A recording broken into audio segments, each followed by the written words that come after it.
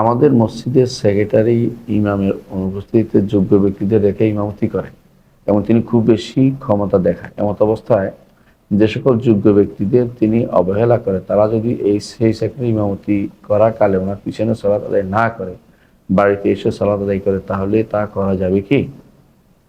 না ভাই, সালাত হচ্ছে জামাতের সাথে পড়তে হয়।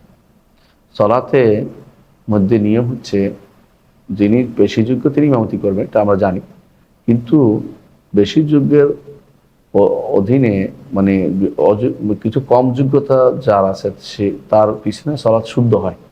আপনারা জানেন যে রাসূলুল্লাহ সাল্লাল্লাহু আলাইহি ওয়াসাল্লাম তিনি আব্দুর রহমান ইবনে আউফের পিছনে সালাত আদায় করেছেন।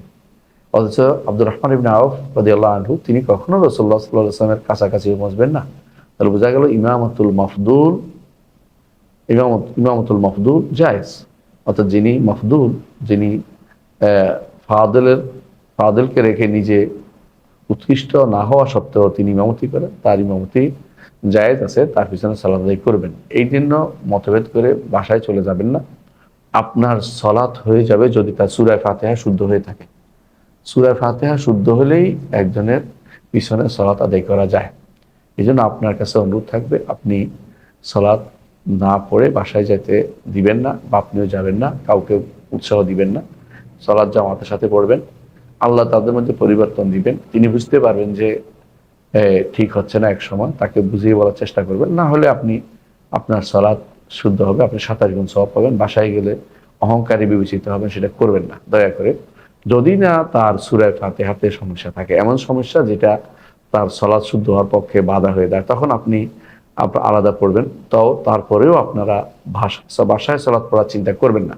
কারণ বাসায় সলাৎ পড়ার ব্যাপারে রাসূলুল্লাহ সাল্লাল্লাহু আলাইহি ওয়াসাল্লাম সাবধান বানিয়েছেন এবং তিনি বাসায় সলাৎ পড়ার কারণে আগুন লাগিয়ে পুড়িয়ে দিতে, বাড়িঘর পুড়িয়ে দিতে চেয়েছেন।